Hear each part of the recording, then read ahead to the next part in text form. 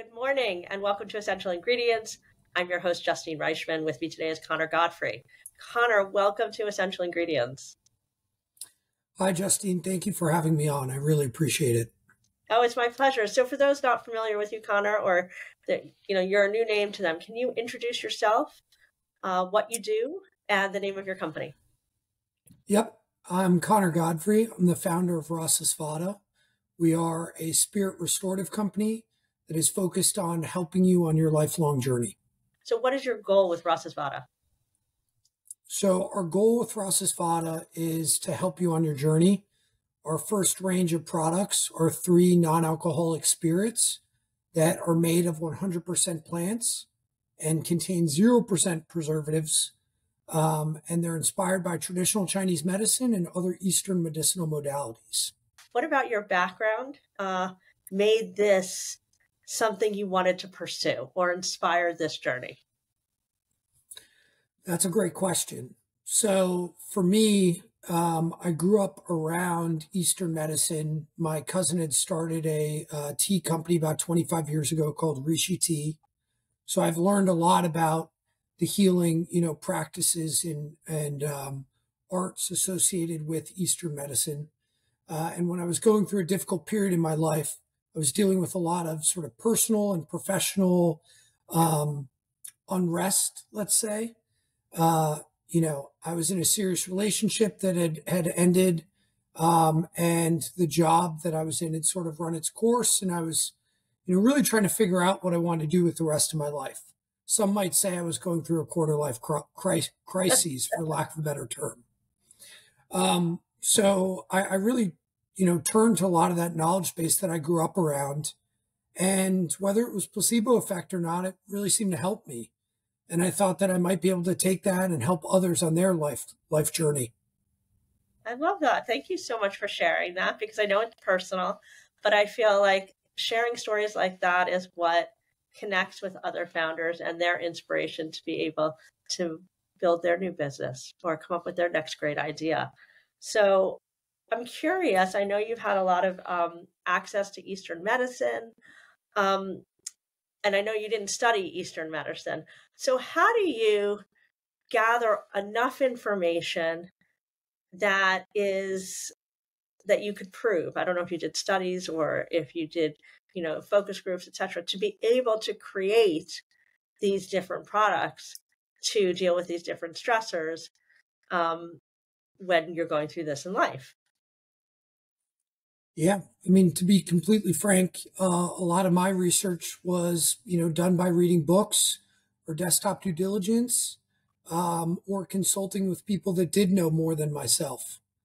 There are a lot of studies in Asia around a lot of these plants and ingredients that we've incorporated into our spirit restoratives. But in the United States, we haven't necessarily explored a lot of these ingredients as much from a scientific standpoint. They are starting, to be explored more, but we still have some catching up to do, I'd say. With regards to what I did, as I said, a lot of it was trial and error. And for me, it was, reading about things that, did have validity, like ginseng, for example, and, incorporating it with other ingredients that are also darlings of traditional Chinese medicine, like schizandra. The two are harmonizing for each other, right? So, I think life is all about, it's a constant learning experience. And for me, this was, one step in that journey. And so as you're going through this journey and as you're playing with these different herbs, how long did it take you until you found your first, if you will, combination? So I had a little bit of a advantage in the sense that I was starting off by using a lot of my a lot of Rishi tea that was already formulated to help with specific benefits, and I was trying to add other benefits to deal with the various stressors that I was going through at that point. So it didn't really take me very long because of that, to be quite honest. But it didn't really take my cousin very long either to formulate the products. It took him about a week's time, and that's sort of the benefit of working with someone that has that knowledge base. Right. Is his knowledge base, was he a Chinese herbalist or was he a practitioner? Yeah, so he's a Chinese herbalist, but he's also very well educated in, Ayurvedic medicine and Western herbalism as well. Wow. And it's quite a combination because Western and Eastern herbalism are different. So if we think about your story, you were going through challenges in your life. It inspired you to take a step back and look at what you had been surrounded with your whole life. And equally, you were inspired by what your cousin built as a tea company. And now you're looking to make this into a beverage company, something that a different kind of beverage, a canned beverage, if you will, versus a tea that you make. So now what was your cousin's response when initially you're using, his remedies or his collaborations? Now you're not using them exactly, you're making it a cocktail. What was his response to this? Yeah. So, first and foremost, I think that he was really excited that I had taken a lot of the knowledge base that he had sort of imparted on me over the years and tried to supplement whatever areas I might be missing with my own research, and create things that, really would help me along, my journey. So I think he was, quite excited by the prospects of potentially working together and on, the impact that he had had on my life. I mean, how could you not be moved and humbled by that, right? You have an older cousin who's had all this experience that he's maybe shepherded you in some ways, and now you're coming up with your own innovation that's inspired largely by what he created. I mean, that's pretty, I would be honored. Truthfully, I'd be honored and excited to be able to see what's coming out next and to collaborate potentially. So I'm excited to hear. Did you guys end up collaborating on anything, or was it just the Rasāsvāda? Was there something that you guys created together? So Rasāsvāda, we're partners in the business. He handles all of our formulation and sourcing of ingredients. We source ingredients from 6 different continents. And through his network, we're able to source the very best of whatever harvest of each ingredient that we incorporate into our range of spirit restoratives. So that's something that we're incredibly excited about and very proud of. Wonderful. So this is your first foray into entrepreneurship. Is that correct?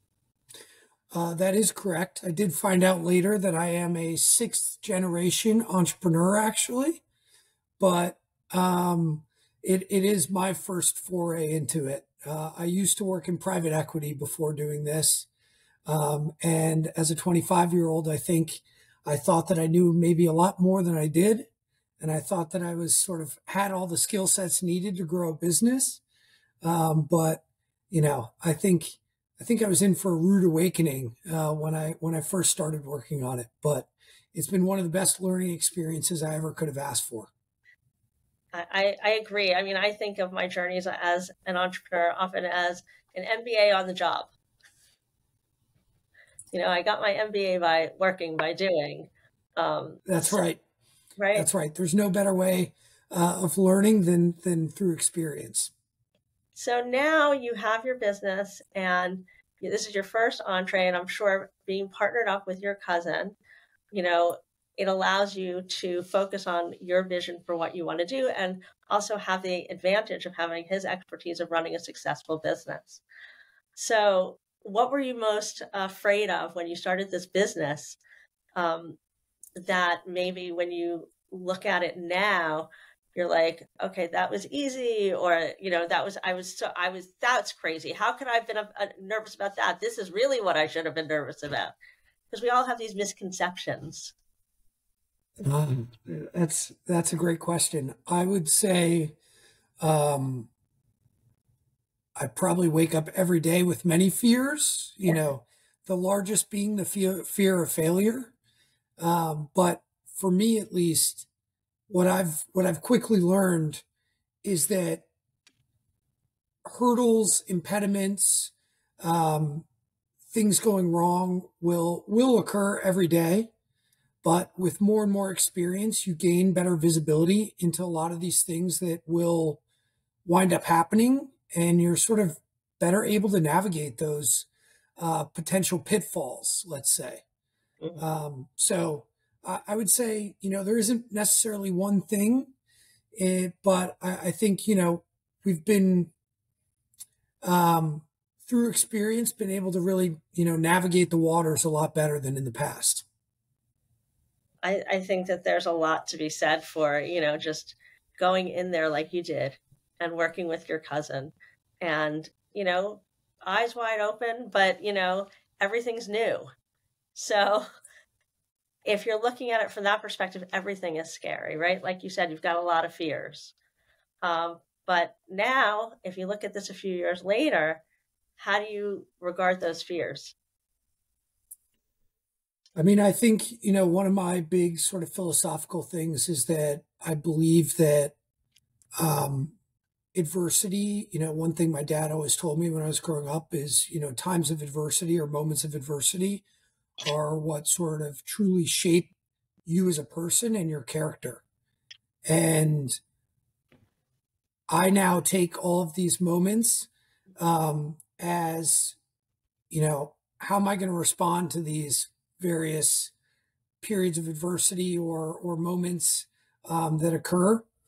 And, I think you sort of have to treat it as a little bit of a game at the end of the day. You can't get too upset by it. You need to just figure out how to navigate and be solutions oriented. I couldn't agree with that more. I mean, I'm always about you got to focusing on the problem as opposed to focusing on the solution can be kind of you're juggling, right? What do you do first? Focus on this or focus on that? And it can be challenging to make that decision to sometimes just fix it. It depends on the moment. It depends what's going on, right?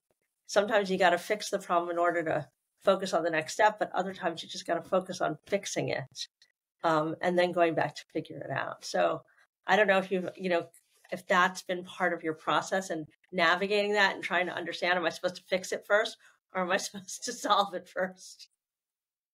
So that's definitely part of my process. But, the biggest thing I think about is, I know I'm going to make mistakes. I know there are going to be issues that I'm going to have to navigate, but how do we make them as inexpensive as possible? Right. Right. Because at the end of the day, some of these mistakes can be very costly. And, the thing I've learned is if I can limit the expense, then it's really not going to be that bad. It may be a little bit of an annoyance. Right. So now, like, we're talking about costs now, and we're talking about building a business, which can be very expensive. So did you decide to self-fund or did you raise money? What was your plan? So for us, we are self-funded. We were self-funded for the first 2 years, and then we did a small friends and family round. And, we've continued to sort of self-fund the business post that when we've needed capital infusions. Mm-hmm. And so do you have a desire to go and raise money at some point? Do you see that as part of your future? Or do you see it being something that you're going to keep in the family and you just want to build out yourselves? I think that's a good question. It's something that, I've obviously thought a lot about as to sort of which direction we would go. For me, I think, having something that I could give to, my future children one day would be, amazing. But at the same time, I also, I'm not going to say that, if there was a great strategic opportunity that presented itself, that I wouldn't explore it. I think I'm very open-minded when it comes to these things. Mhm. And I think, to one of your earlier questions, I try to remove ego Mhm. from as many of these sort of decisions as I can, as I think that's, one of the greatest inhibitors to, future success. I couldn't agree. I mean, ego gets in the way of so many things. Negotiation, ideas, we get attached to them because of ego, as opposed to growing and pivoting when necessary. I'm sure you've had experiences like that where you've seen that happen. Yeah, I mean, definitely. I mean, especially in my space, you've seen, more and more companies move away from bottled products and moving to, ready to drink RTD cans and so on. So it's something, we're constantly thinking about is, you know, h- how should we be pivoting? What do we need to do to keep up with, the market? How can we continue to innovate? These are all things that we're, constantly thinking about. Do you have a list of things that you check in with quarterly or annually or whatever it is that So we definitely do an audit every year. Every birthday, we sort of do an audit and sort of figure out what's worked and what hasn't. One thing that we've learned is, uh, we had sort of marketed the product as a non-alcoholic spirit for years and years. And when you market yourself as that, people think of you as a non-alcoholic whiskey or whatever their vice of choice is, right? And our products are very bitter and herbaceous in nature. So we're not going to deliver um, that experience for people, and it's going to lead to bad first impression. So, that was one learning we had this year was we need to sort of, you know, look at our business and how we want to position ourselves and how we market ourselves.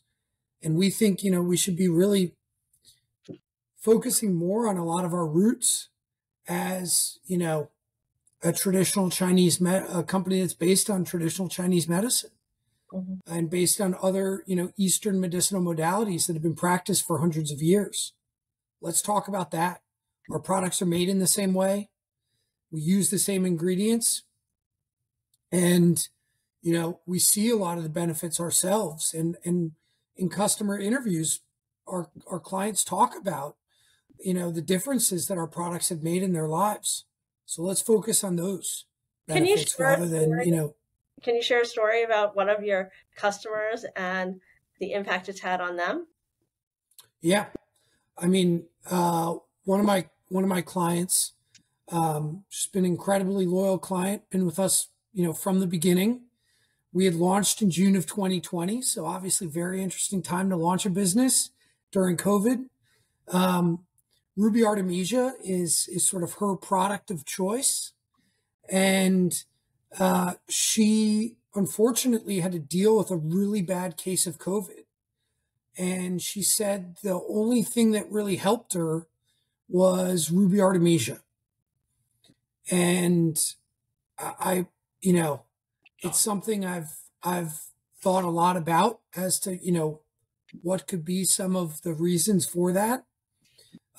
It's something that, I do believe that there are a lot of very impactful ingredients in there that could potentially promote healing within the body, first and foremost.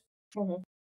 I'm not sure entirely why that helped her with COVID. I would have thought a rose bergamot would have, just given that that's packed with antiviral and antifungal and antibacterial ingredients.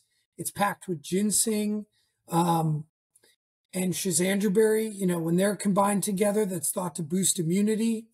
But for whatever reason, she claims that, Ruby Artemisia was her cure. Wow, that's amazing.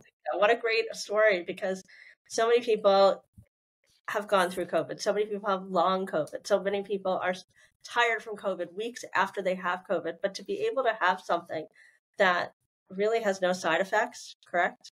And yeah, no it's side effects. I mean, everything in there is good for you.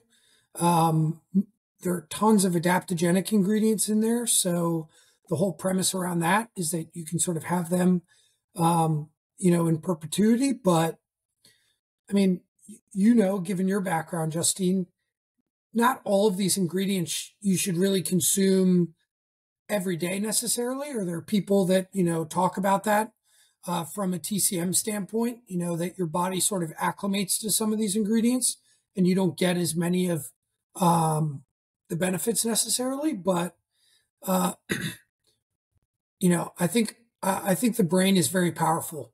And I really do believe in, the body's ability to, cure itself with a good mindset as well. So, what are you most hopeful for when you launch this? What were you most let's change that. What were you most hopeful for when you launched this business?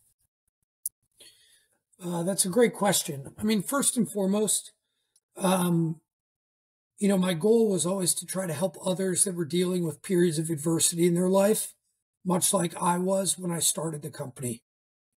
The other thing that I would really like is, for more people to think about their health and wellness regimen. And sometimes it's really hard to get started. And I think that, trying to find various ways that you can just do something small Hmm. to really incorporate that into your self-care regimen. I think that can, really go a long way in making a difference. And it can sort of lead to trickle down or snowball effect, right? Hmm. Um, so my hope is that I can help people deal with adversity and really be an additive to, whatever wellness journey they are on. And so, what role does education play in this? Because I see this as something that people really, it's not firsthand knowledge. Some people are more open to it than others. I could see it being a bit of an obstacle for people that are not familiar. So, in my mind, I feel like education must be integral to your marketing or your strategy. I'd love to hear from you how you're integrating it and what role it Yeah. plays. So we're definitely focused on educating our consumer on a lot of these rarefied plants and herbs that we're using in our products that are not typically found in many functional wellness products that are out in the market. Paid advertising is a big part of that. We're starting to think about doing some more educational series. We write journal articles on a lot of our ingredients. We write journal articles on restorative rituals that you can incorporate into your life. Mhm. We really want to try to add value to our clients and our customers in other ways as well, outside of just our three products for now. So, those are really our focuses right now. Obviously, opportunities like this to speak with people like yourself and talk about our range of products is a great way to educate, consumers that haven't heard of our range just yet. But really for us, it's those things I mentioned. And we're hoping to continue to expand and do more, video, for example. We think that's a really compelling way, an easy way to sort of educate consumers on, what a lot of these ingredients do and how they've historically been used. So, what's the most revolutionary part of your product? I think the fact that our products are made of 100% plants and don't contain any of the harmful preservatives that many other products out in the market do, add to really help with their shelf stability, to get onto grocery store shelves and things like that. We've been able to achieve 3 years of shelf stability in our rose bergamot and ruby artemisia with no preservatives whatsoever. And that's something that we're really proud of. Wow. So, if somebody wanted to get a hold of your product, what would be the best way to find your product? So, first and foremost, we'd love for you to check out our website, rasaspirit.com. But we also are served at many high-end hospitality establishments. In New York City, you can find us at the Carlisle Hotel, the Mark Hotel. You can find us at Blackberry Farm and Mountain, sort of other establishments like that, as well as the Zero Proof Bottle Shop partners that have been incredible partners to us. And we really want to try to, drive our customers to their storefronts as well. Awesome. Connor, thank you so much for sharing with us a little bit about your journey, what inspired you, and where you're headed. Are there new products we could stay alert for coming up soon? We're definitely thinking about other ways that we can continue to sort of innovate and find other restorative rituals that people practice in their daily life, where we can create products that are made of 100% plants that they can, find value and sort of add into those rituals and routines. But nothing that I can, really mention to you now just yet. Fair enough. But I'm very excited about some of the things that we have in the pipeline. Well, congratulations on your initiative. I'm super excited to continue to follow your journey and even learn more as you guys build new products and new recipes to see who else you can help out there. So for those of you joining us today, thank you. To learn more about Connor, you could click on our show notes. We will have a link to his LinkedIn. We'll have a link to his website, etc. So thanks again.